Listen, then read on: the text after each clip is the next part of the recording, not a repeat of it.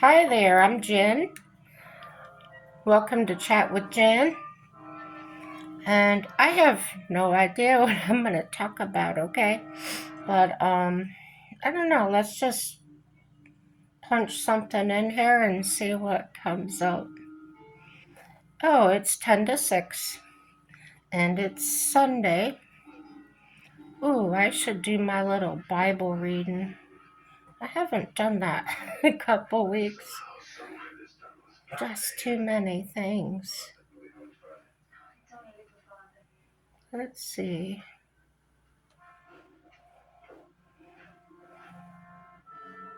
Let's check up on our no matters, huh?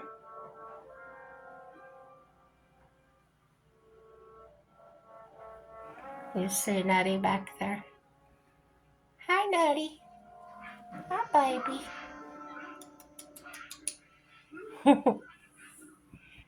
Wherever I'm at, there she is.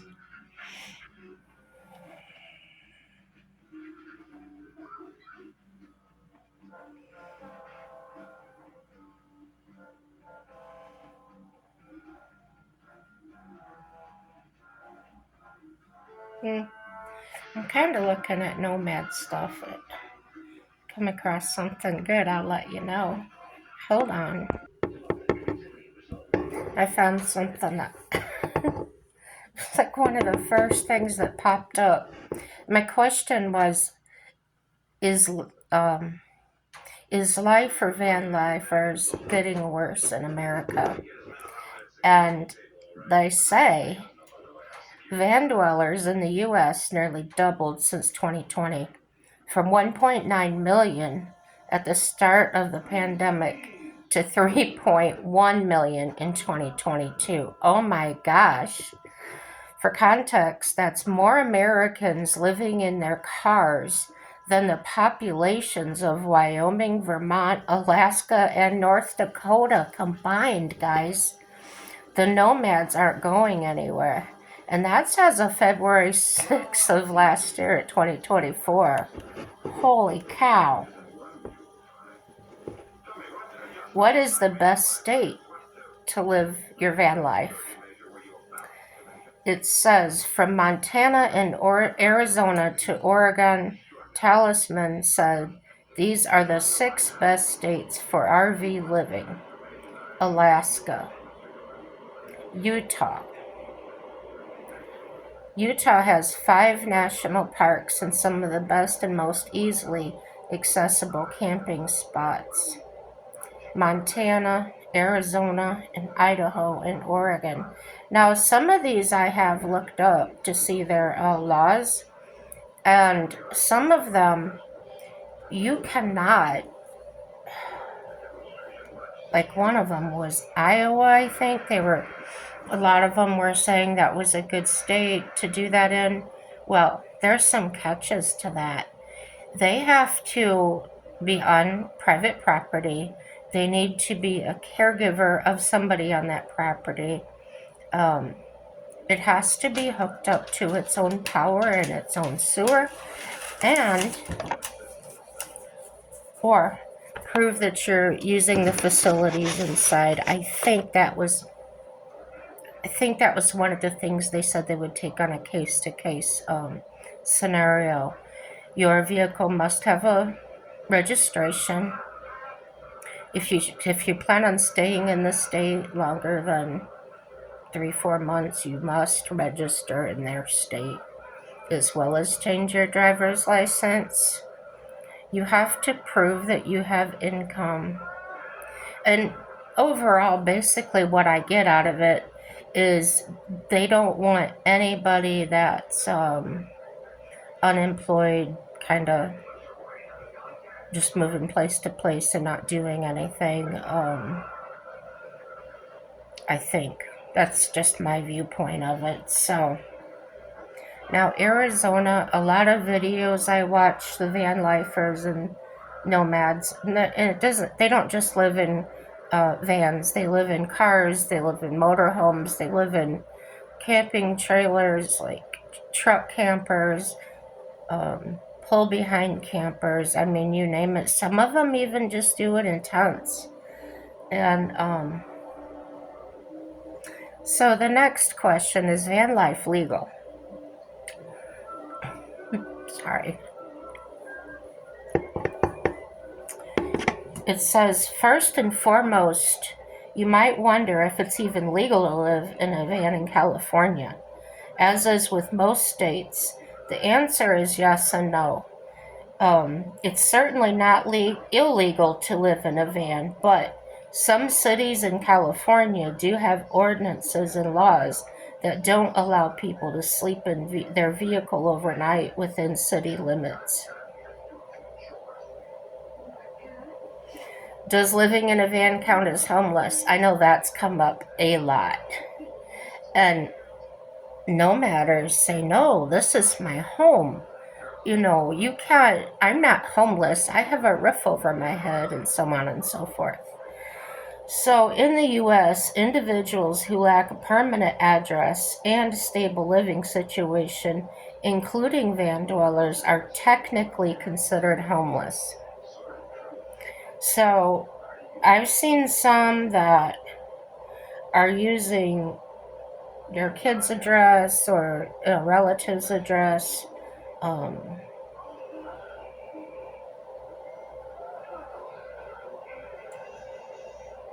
It used to be you could use a virtual email, and they would give a virtual mail system, and for a particular fee, and the prices range depending on what kind of service you want. They can open your mail and show it to you on your phone, packages, anything you want to do. You can also have the option of keeping it there and picking it up, but I'm not sure on the fees on that, if there's storage fees or locker fees or whatever you have to have. But I've seen some articles where they're not going to consider that as a legal address any longer. So, must have had some people ruin that or something. I don't know. What states is it illegal to live in your van? So absolutely not. You cannot do it there. Though this is a possibility, it also comes with a few pretty strict regulations in certain states like Delaware and Hawaii.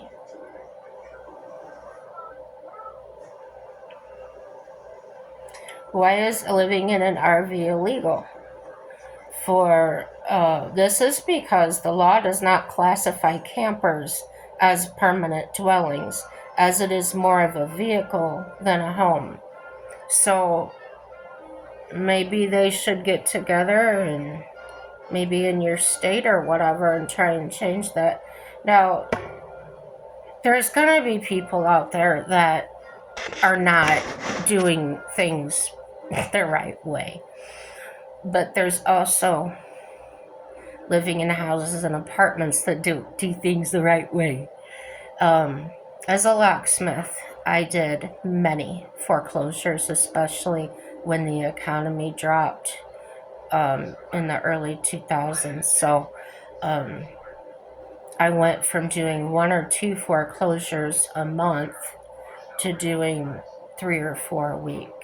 It was bad. So anyway, these houses that I went to, people put holes in the walls, they busted out windows, probably because they were angry that they lost their home. However, what they didn't realize is that not only were they going to have to pay the mortgage or be charged that, they would also have to pay for the repairs for the damage they did. So, not fun, right? And they'll find them. Though, there's no hiding.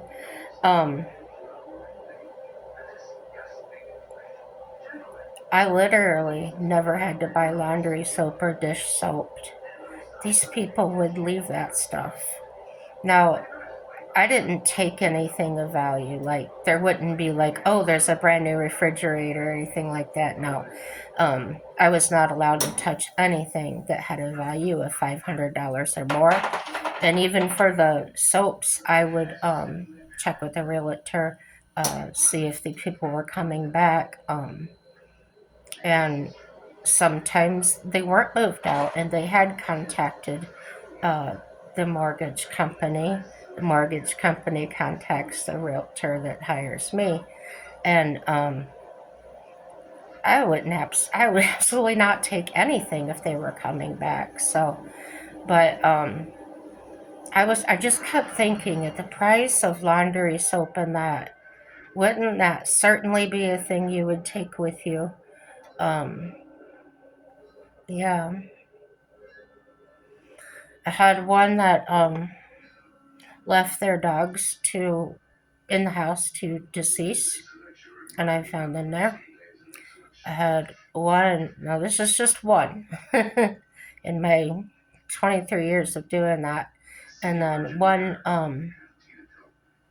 where the lady. Now this was a friend of a friend of mine, so I was actually kind of surprised when I got called to their house or her house, and she was gone, and her horses were still there, and luckily, the neighbors were aware of what was going on. They didn't know what went on, they just knew that she hadn't been there. So they were taking it upon themselves to go feed the horses their hay and water and things like that. So, but however, she still got charged. And this lady was in her 60s, and her husband had died. She kind of just went, being married a long time, and just awful. So her husband died. She kind of went like, I don't know what to do. I'll get a smaller place. Didn't know what to do with the animals. I can just imagine and feel empathy for her because um, she was lost. And they did end up taking her, they arrested her for the animal thing, neglect or whatever. Really sad. Um, Please don't be angry with her. I'm not angry with her. I never was. Um, I went through, oh, I wish she would have contacted me or my friend, that she was closer to my other friend, and just said help, said anything. But my friend did tell me when we got to talking about it, she said she kept offering, you know, to go over there to, to visit because, lonely time and whatnot. And the woman just wouldn't talk to her, wouldn't, um, like she was bottled up and she wasn't letting anything out. So, yeah.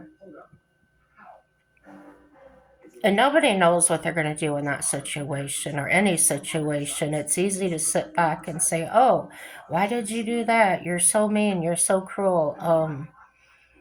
We haven't walked in their shoes.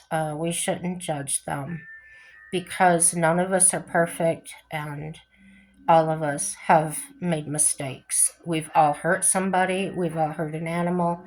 And if you don't believe me, watch the YouTube videos where they're doing cats and stuff and how rough people are with their cats. They go like this in their face, they rub them too hard, and the cat obviously doesn't like it. Um, there's playing and then there's antagonizing, and oh, the people, the cats laying there sleeping, and they go pound, pound, pound on their back or their head or their butt. And you can just see the expression on the cat's face. And all I could say is, well, what if you were that small and somebody huge like you just came in and started pounding on you, scaring you, and stuff like that? And no, my cat and I have a really good relationship. I do pay attention, a lot of attention, watch her body language. If she's just sitting there and like she was back here and I go to touch her and she just moves a little bit, I take the pressure off. It's that simple, guys. Um, Dogs are different. They still don't need to be abused, but they're more kind of in your space than cats are. So just the fact that the animal doesn't come extremely close to you should let you know they don't necessarily like that. So, and as you can see, I respected her space, and then she went up here on her cat tree. So, pay attention. They are communicating with you, and so I'm getting off the subject. Another thing people are concerned with having the nomads around, or the van dwellers, whichever you call them, property values and aesthetic concerns. Local governments sometimes restrict RV living to preserve property values and maintain the appearance of. And I totally agree with that. I had a few acres in my house. Oh, it was a beautiful, beautiful piece of property, actually. Um, the house, I could have just tore it down. I wanted to just tear it down and build a new one, but I loved the property. And I even considered uh, tearing the house down, putting it all down in the basement, and then using the hookups there and park a motorhome or something. But I had a really, really, really angry neighbor that was, they just always yelled at me for something. I didn't interact with them, but, the day I told you about, I was trimming that horse that had the problems, and I was trying to figure it out. Um, my dog was standing on the concrete pad. We were right outside my garage, and there's a fence that I made that goes from the garage to the driveway.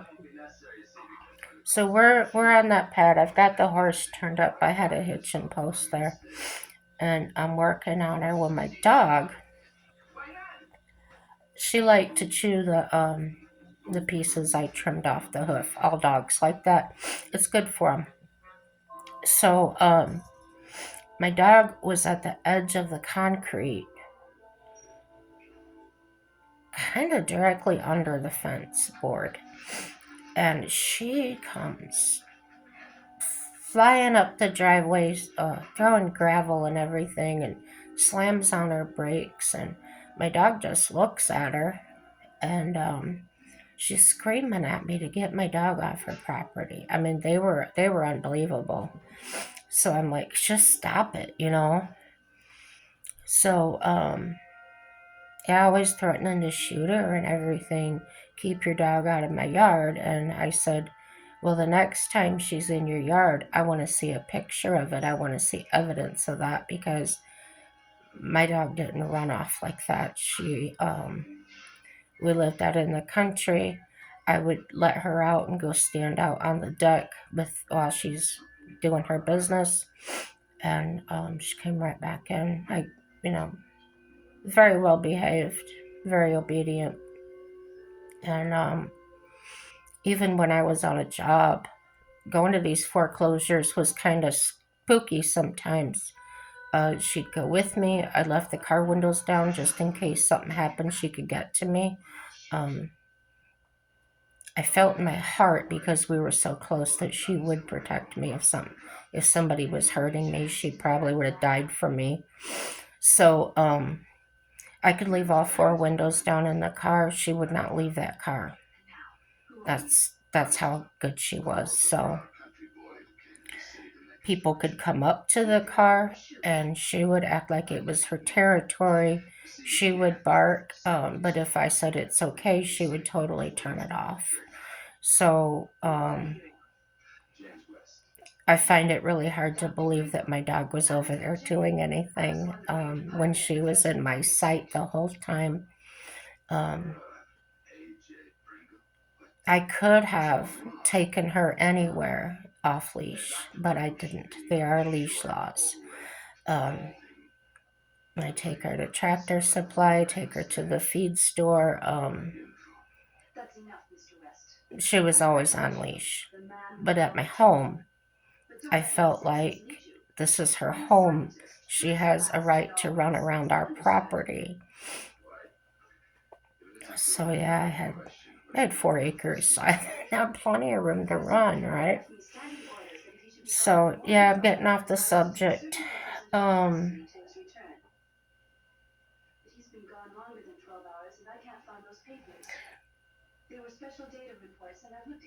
to me, living in a camper, my camper is very small. I haven't even used it yet. Just bought it, paid it off last year, and then I started. It was towards the end of the summer that I got it. I think it was August. So I started on it. My husband and I wanted everything out of it because I wanted to change the floor plan. Um, we did take it out in whole pieces. Nothing was tore up. Um, but as we looked at the condition of the things, the wood, extremely flimsy, uh, less than par. Now, I don't want a bunch of plywood and 2x4s. Don't get me wrong, because of the weight, but it's only 8 by 13 inside. So the way I figured out the floor plan is I'm like, how are we both going to do this? Well, I watched the YouTubers, the nomads, are living in these vans, and they have everything. They have a shower, they have this, they have that. And I'm looking inside my camper. I'm sitting there sitting in there just staring, looking around at this space, and I've got it figured out. If they can live in that van that's smaller than my camper, more narrow than my camper, I can absolutely do this. So the hang up we were having was there's two of us. So we have Bubba the Explorer, and I said, we could actually just use the camper as our kitchen and bedroom, um, like that. Um, we have plenty of storage space for our clothing and things. But yeah, I thought that would be neat. Kitchen, bedroom, and bathroom. What more could you possibly ask for? And then we would have excuse me, the back of the Explorer. Hiccups. You get what I'm saying? I'm not going to try to say it again. I'll go hiccup. So, can someone sleep in a camper van while driving? I hope they're not sleeping. I'm sure they mean another person, right?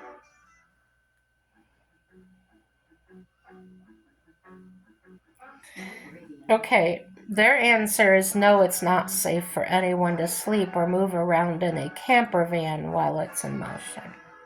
So, I would imagine that's for seatbelts and things.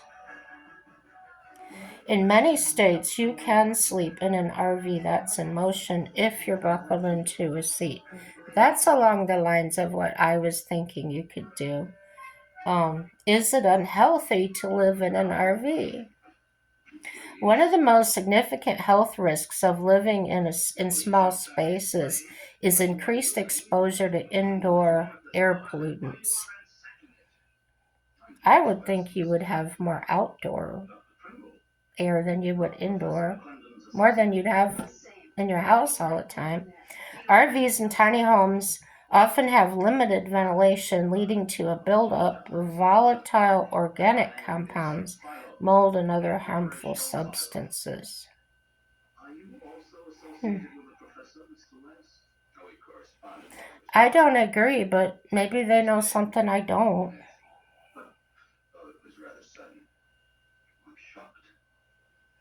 What is the 222 rule? for camping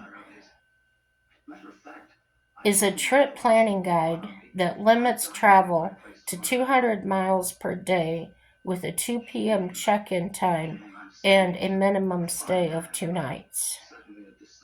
And why use the 222 rule? To avoid exhaustion on the road, to enjoy time at each destination, to have enough time to relax and recharge. Now, similar rules, they got 333. Limits travel to 300 miles per day with a 3 p.m. check-in time and a minimum stay of 3 nights. 444. I guess you can go on and on.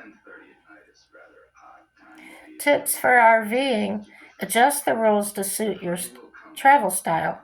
Be respectful of other campers and the environment. And consider renting a Class B motorhome, which is a good option for 2 people.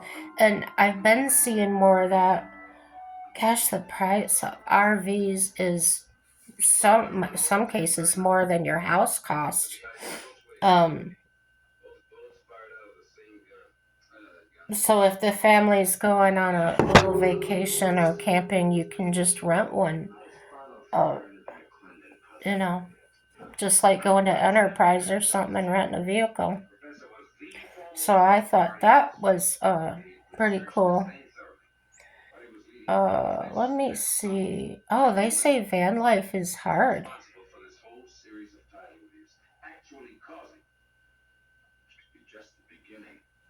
Van life, while seemingly romantic, can be challenging, requiring careful planning, resourcefulness, and adaptability to overcome the realities of living and traveling in a confined space. Here's a more detailed look at the challenges and realities of van life. The more I considered living in my Explorer or van, I thought, at my age of 53, oh, hey, no, I want to be able to stand up.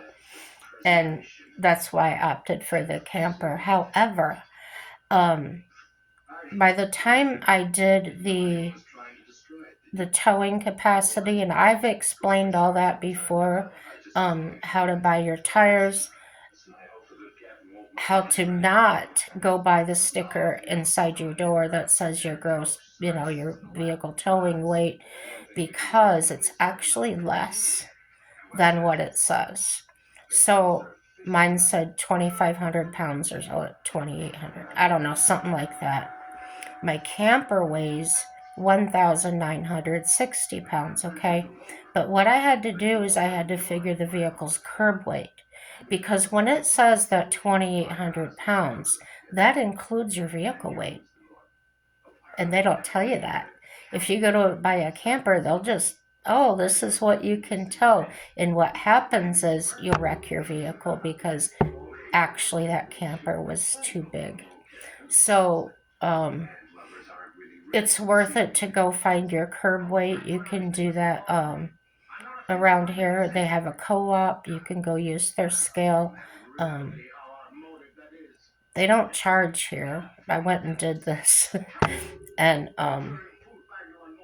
can't remember what my curb weight was, but it was a part near half of that 2,800. So my camper weighed 1960, and my tow capacity being 2,800. I really was careful on the type of camper I bought, the size, and the way it was, the way the floor plan was in there. I want the weight distributed evenly. I don't want too much weight on the tongue. It's just a one axle, so I don't want it to be extremely heavy in there. I'm talking, my floor plan is so basic. I'm gonna have a collapsible shower, and it's not like shower curtain collapsible. It's an actual hard-sided shower. It's freestanding. It looks like a regular house shower. However, you can push the sides in and fold it down for space. So very, very nice. And I found them on Amazon for I think $200 or something, really inexpensive. I looked at the reviews, a lot of positive reviews. So that's the way I'm going to go. So um, I measured, my queen bed would fit in there without really interfering with anything. So I figured put my bed across the back, our bed across the back, and oh, I have this table that drops down. So when the ends are dropped down, the top of it is maybe 11 inches or 12 inches. It's not wide at all. So the only time we would have to unfold the table is if we needed to sit at it. I can also use that for my counter space. So that being said, I'm keeping the cabinet, the sink base that was for the kitchen. I'm keeping that and that countertop and the sink itself. So that's all I'm going to have for the kitchen as far as water. And we took out the plumbing because we didn't want to deal with water and tanks and all that. And we're just going to do like they do in the vans. We're just going to have the 5-gallon setup in the cabinet and use a little electric pump, runs on batteries or whatever to pump the water out of the jug. We did live in a camper on somebody's property before that didn't have any plumbing, so we learned like how to deal with going to the bathroom, and so we really have some of the things down. So, but that was a longer camper as well, and we used it the way it was. We had to redo some walls in there. In the front, I think it was, we found some water coming in during a really hard rainstorm, so we got that fixed up, but overall it was in pretty good shape. So, okay, about my camper.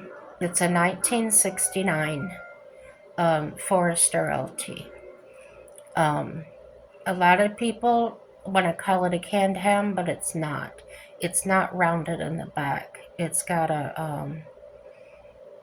I call it a trunk. It's got the back door that opens up, and it's got space underneath, in the back that opens up, and it's a whole area. So with that being there's another thing I'm taking from the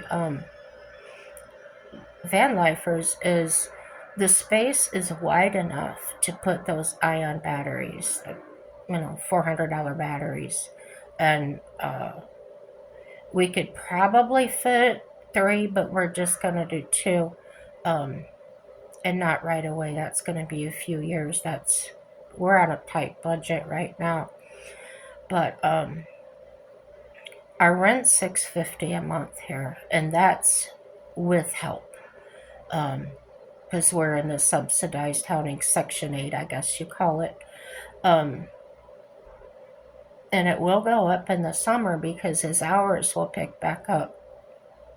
If I was living here alone on my disability, my rent would be like $240 a month. But still, at a $900 a month, that's still a lot. They take 35% of your income. So, that's a lot. Now, I don't file income taxes though, so I'm not paying on that. You're already taxed on that when you pay into it, when they take it out of your paycheck. So, your disability, allotment, what they take out, is paying an insurance premium. That's how I understand disability to be. And I've done a video on that too after doing a lot of research. So, is van life, nomad life feasible?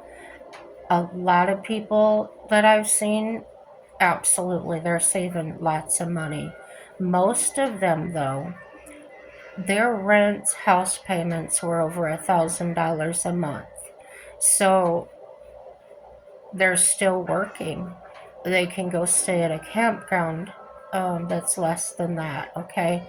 So those people are making a big difference. Maybe it's only costing them half of what they were paying, okay?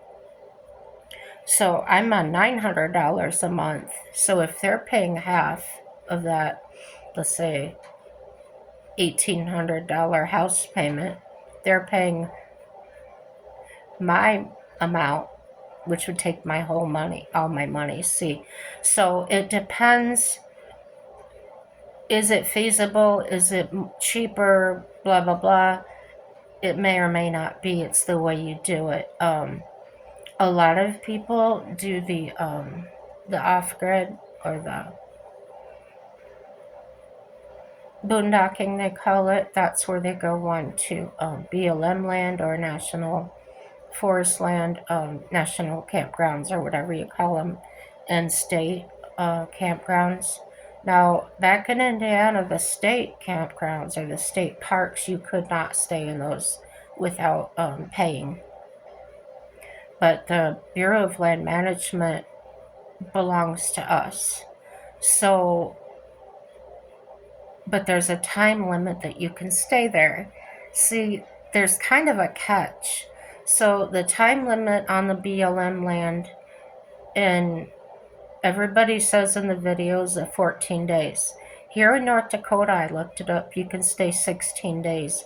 But then you have to move, and I think you can't come back for a certain amount of days. Let's say it's 14 days or something. I don't know what it is. Maybe less than that. Some people are trying to get around it, saying, oh, just move to a different spot where they don't see you there. That's kind of stuff that wrecks it for everybody else. It really does. They can't even park like Walmart. When Sam Walton owned it, anybody could park there, stay overnight and that. But people were a little more respectful, I think.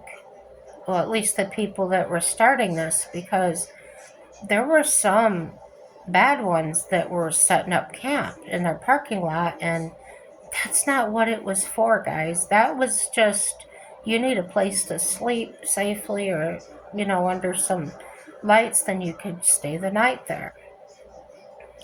So now they're using the BLM land, and they're leaving their garbage.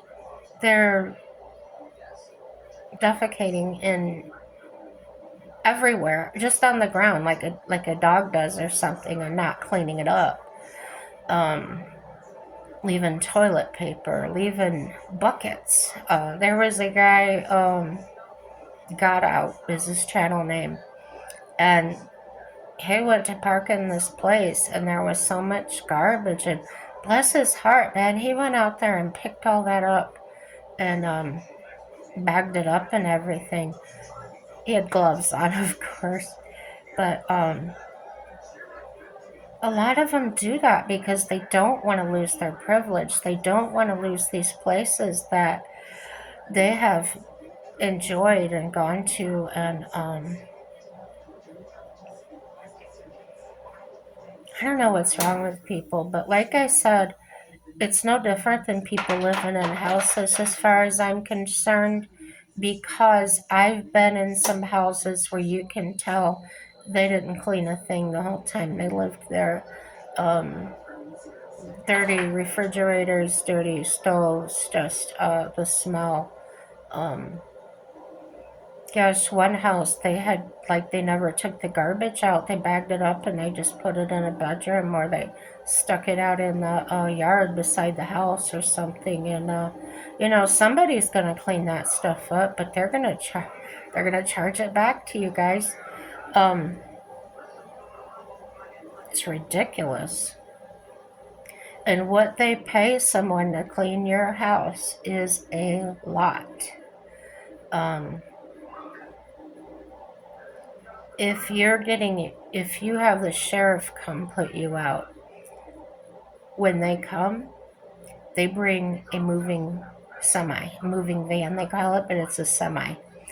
And they take you out, physically take you out, and these people go in there, they tag all your stuff, they box it up, load the truck, then they take it to a storage place, and you've got to pay the storage fees. Oh, I think they said they in Indiana anyway. Um, the sheriff was out there, the deputies and everything, and I was talking to him about it. I think he said they get 3 days. You have 3 days to come get your stuff before they start charging you. So if you get off your butt and do something about it, you know, well, you actually should have moved out before, right? But yeah, I can imagine. I did lose my house 3 times. The fourth time I lost it, it was for property taxes that I absolutely could not come up with. It was kind of ironic because, um, yeah,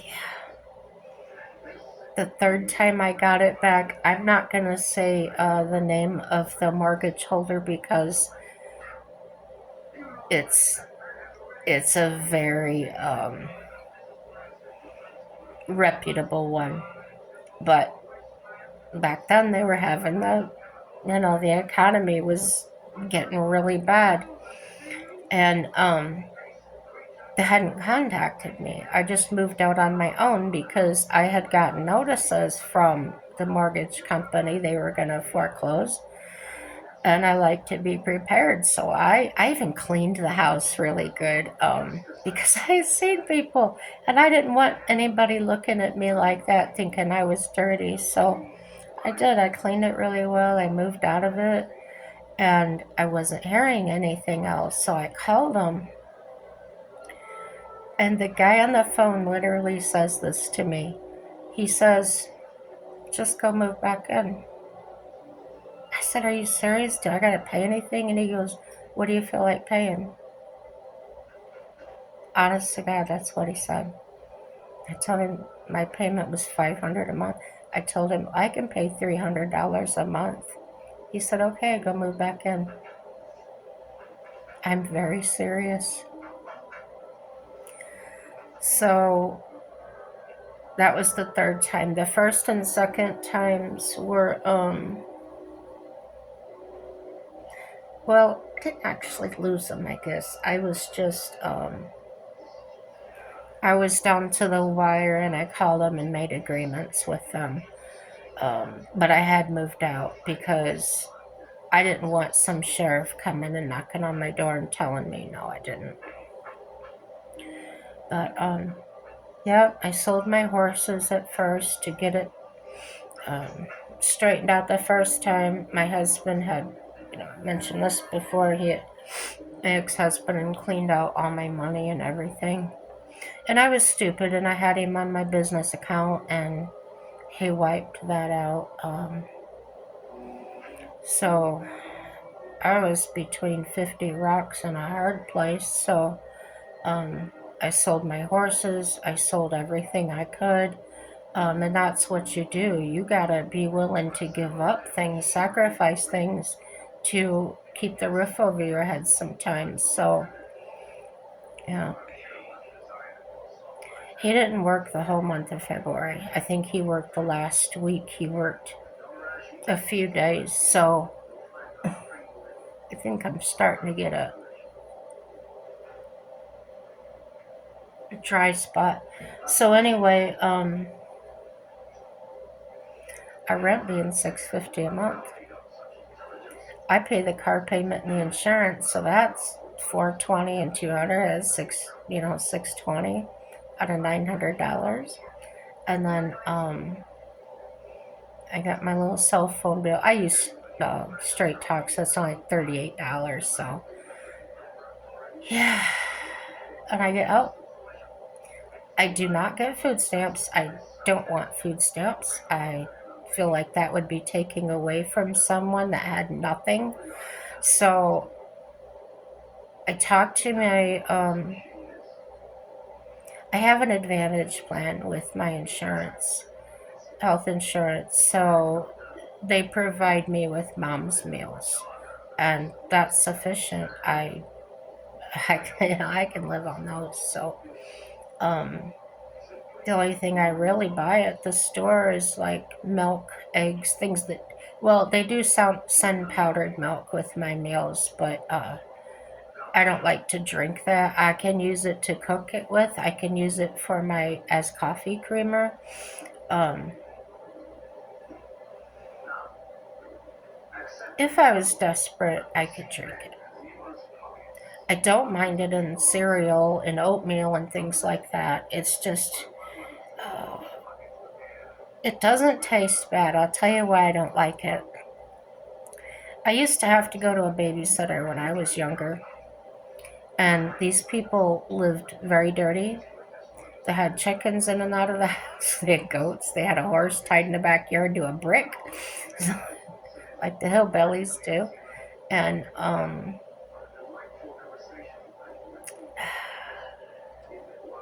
one time, one of the middle boys, he took me to the ditch out front, one of them alongside the highway, and he brought these cartons of eggs. And he goes, I gotta get rid of these, and he's throwing them down in the ditch. He broke one open and showed me they were unhatched baby chickens. So I couldn't eat eggs for the longest time, you guys. I really couldn't.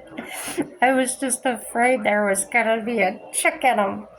So anyway, the powdered milk, that's all they use. They use that big box of Carnation instant milk, and I drank it there. But now, if I drink it, it takes me back to that time, and I absolutely not. No, thank you. Um, yeah, I just don't like it.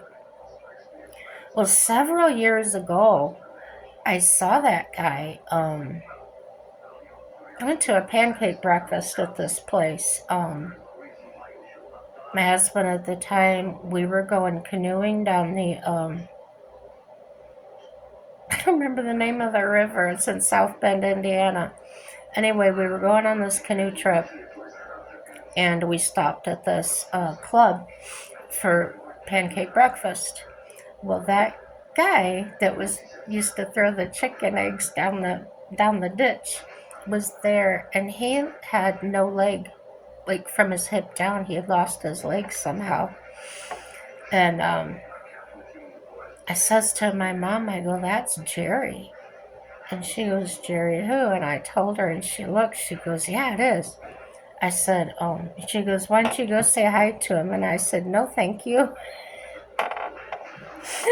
Anything I can do to avoid those memories. I didn't want to talk about it. I didn't, I didn't want to. Can you feel me? You ever been through anything like that as a child or anything? You just can't stand the smell of anything anymore. It reminds you of something else. Yeah. The other thing I don't like the smell of is Chanel. Chanel number 5 or whatever it was. Um, my mom wore that. She worked at a supper club as a waitress.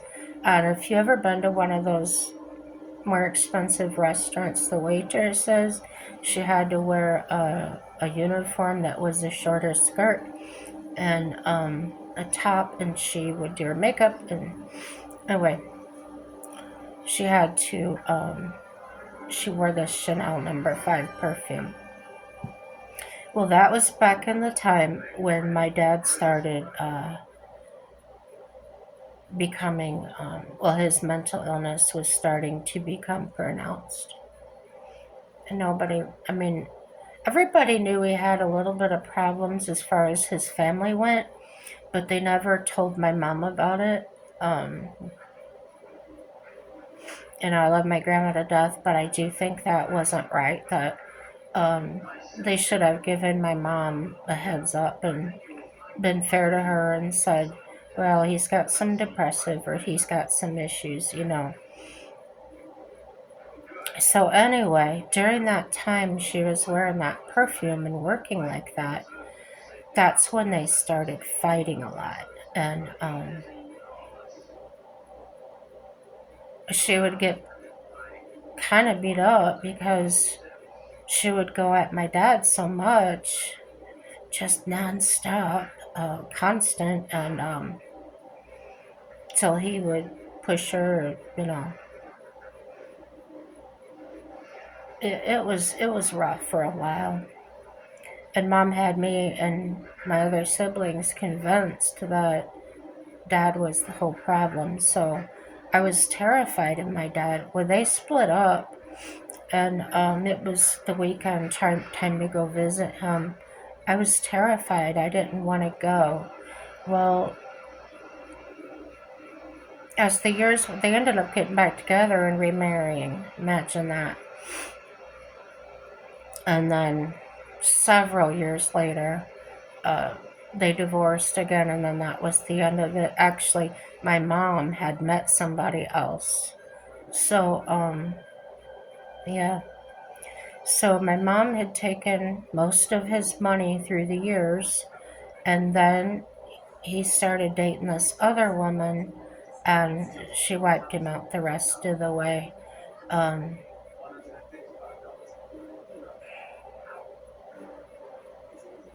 my dad was really intelligent, but when it came to money, he wasn't good with money. I miss my dad. But anyhow, the last year we had together, even though he was very sick, he did his best to stay as normal as he could. Nope, he didn't take his medicine. He didn't. No, he wasn't doing that.